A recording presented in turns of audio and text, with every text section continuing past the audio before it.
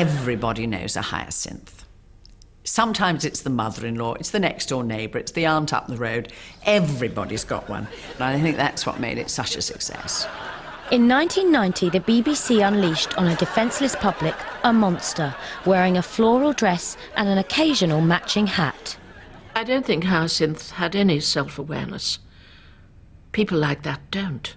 They don't know what they're doing to the world. With writer Roy Clarke and producer-director Harold Snowd, Patricia Routledge made the name Hyacinth Bouquet a shorthand for the worst excesses of snobbery and social climbing. In her assault on decorum, she was backed up by a few of acting's big guns, and keeping up appearances became a national pastime, running for 45 episodes over 5 years. You know me, Richard. I haven't a snobbish bone in my body. The idea of rising up from your origins is built into all of us. We all want to aspire. What's so wonderful is that with the other two sisters, you see exactly where she's come from. No, Rose. Not to one of your gentlemen friends on my white slimline telephone. The public liked seeing her standing there as tall as she was and thinking everybody's beneath her, but they were just waiting for it to go wrong. And of course it always did go wrong. What is it, Richard? Someone at the door, dear. Well, show them in. Well, it's your sister Rose. If you have to live with it, it must be murder. But if you're just watching it, it's funny. Keeping Up Appearances was the third big hit from Roy Clarke, who had spent years telling tales of Yorkshire backwaters before plunging into the shark-infested seas of suburban snobbery. Clarke's varied experiences out in the real world would prove invaluable when it came to adding another trade to his CV.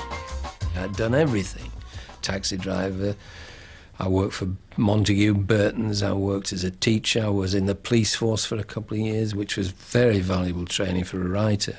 But in all of them, I was still a writer trying to get into writing. From writing drama for BBC Radio Leeds, Roy broke into television in 1970 with The Misfit, starring Ronald Fraser. 3 years later, the BBC asked him to invent a comedy based on the adventures of 3 old men in Yorkshire. It's now the longest-running sitcom in British TV history. Clarke stayed faithful to his Yorkshire roots with Open All Hours. It began life as one of a series of one-off vehicles for Ronnie Barker, alongside the less memorable Spanners 11, which saw Clarke working alongside producer Harold Snowd for the very first time. I mean, look at this here, look at this. 38 quid that cabinet cost to have made, and look at it.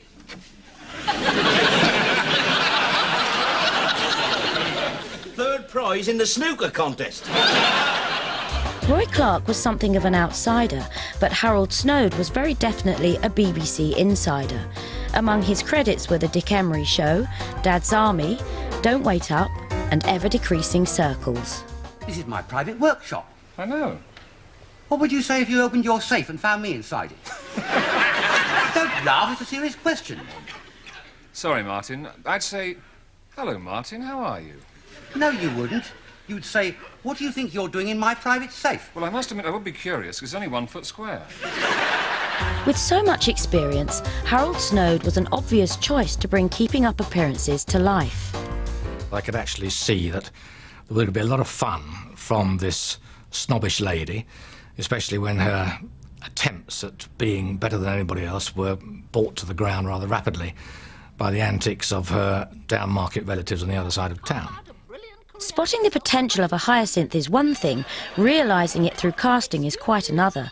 This was vital to the success of the show, and Harold Snowd knew that it would take an actor of star quality to make a character of such incredible snobbery and pretension both believable and likeable. It's my sister, Violet. The one with her own Mercedes, swimming pool and room for a sauna. I've told you about Violet. Yes! I wanted the character of Hyacinth, who's the first person you'd obviously think about, to be a sort of stately galleon. I didn't want somebody lightweight, either in, well, to be honest, size or vocal terms. People do assume that I must have written Keeping Up Appearances for Patricia Routledge, but I didn't. The placing of Patricia Routledge into Keeping Up Appearances was entirely down to Harold Snowd, who produced it, and pulled off that perfect bit of casting. Long before becoming a weekly and appalling guest in 12 Million Homes, Patricia Routledge was already one of the country's most celebrated actors. As part of the satire boom in the early 1960s, she appeared regularly in That Was the Week That Was. Take a hand out, you naughty boys! You're not the type that one employs. If you had coal, you'd only keep it in your bath. They should stamp out, you naughty boy. But the theatre was Patricia Routledge's first love, and she enjoyed stage success on both sides of the Atlantic. Patricia Routledge. Hold it, babe. In Darling of the Day. On Broadway in 1968, she was presented with a prestigious Tony Award by the great Groucho Marx.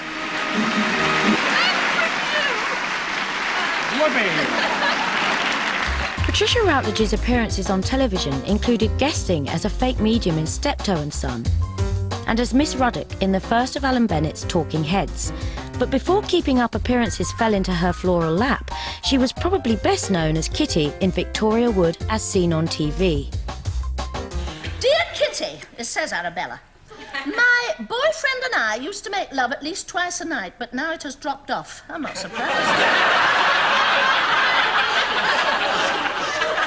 Is he getting tired of me? Well, I'm getting tired of you, and I've never even met you.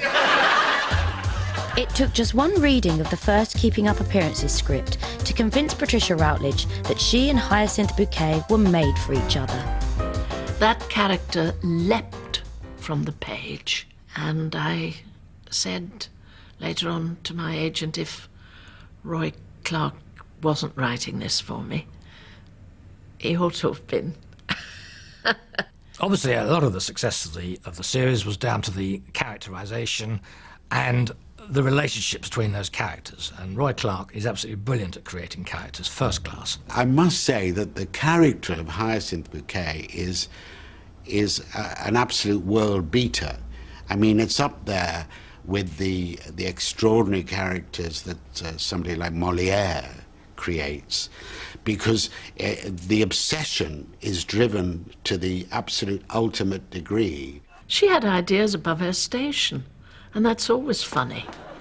The Bouquet residence, the lady of the house speaking. In the search for the right name for Hyacinth, I always knew I wanted to play on bucket and bouquet, because that seemed to me such a symbol of what she was on about anyway, what she was. My name is Bouquet. B-U-C-K-E-T. No, it's not bucket, it's bouquet. I've seen it done and heard it done by persons called Bottom, who insisted that it was Batome. It's very kind of you to invite us, Mrs. Bucket. It's bouquet, Vicar. Oh, I'm sorry. It's of French origin. I believe my husband's family in the distant past were eugenics or something. Like every other cast member in Keeping Up appearances, her husband Richard was there as a foil for Hyacinth, a character expressly designed to show off her personality to the worst advantage. I wish you wouldn't raise your arms like that, Richard, not when you're overheated. It's very common out of doors. It's warm work, Hyacinth. If you have to perspire, we should go into the back garden so not to disturb people who respect us socially. The character of Richard was almost non-existent. Richard said, "You're wanted on the phone, dear," and "yes, dear," and "no, dear." And that was about it. Do you know who passed by earlier this morning? My goodness, is that a dead leaf?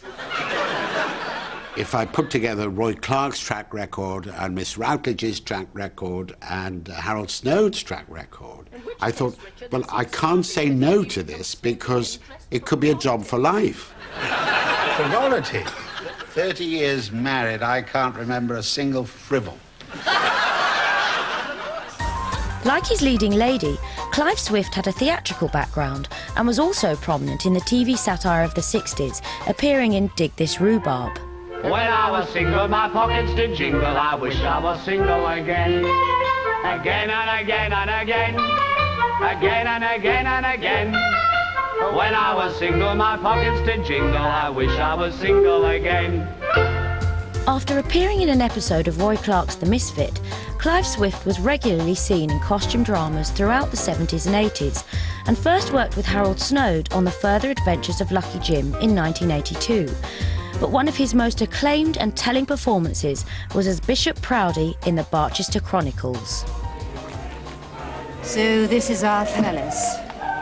This is our palace? The place is falling to pieces. Is it? Of course it is. And no doubt the interior is even worse. I shall speak to Mr. Slope. Clive Swift believes it was his bumbling bishop that brought him to Harold Snowd's mind when casting the henpecked Richard Bouquet. The pairing of Swift and Routledge was a marriage made in heaven and hell. Be firm, Richard. Don't be pushed around. Clive Swift brought to life the truth that everybody who was watching the series suspected. What an awful thing she must be to live with. To make that part believable, that a husband would A, stay with that woman, not be totally browbeaten, manage to keep his own character, make that believable, I thought that was really good acting, because he made him into a slightly lazy person that she did everything for him, and that was fine. She kept a good table. His shirts were ironed.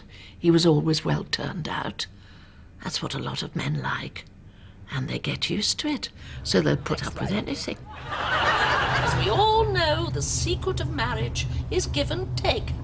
Kindness, understanding, tolerance. At one point, I thought this marriage was so awkward that perhaps they had single beds. I don't like this level of intimacy, dear. I don't think it's natural at our age. Would you please remove yourself from my person? Other than that, there is never any, in inverted commas, sexual contact between them at all. Yet there must have been a brief moment when intimacy was on the agenda for Mr. and Mrs. Bouquet. How else to explain their invisible son, Sheridan? Sheridan! How sensitive of you to call, dear. What a close psychic link we have, you and I. What does he want? I don't know that he wants anything. He's just ringing his mother. You need how much, Sheridan? It's a super idea that you never see him, and of course you never should. Sheridan, you're not moving in with some designing female. Oh, it's not a girl's flat, it's a boy's flat. And you're making your own curtains. How inventive. And of course that he should be turn out gay is perhaps not surprising. And again, designed, of course, to show Hyacinth being Hyacinth, that behind all the bluster and the snobbery is a total innocence.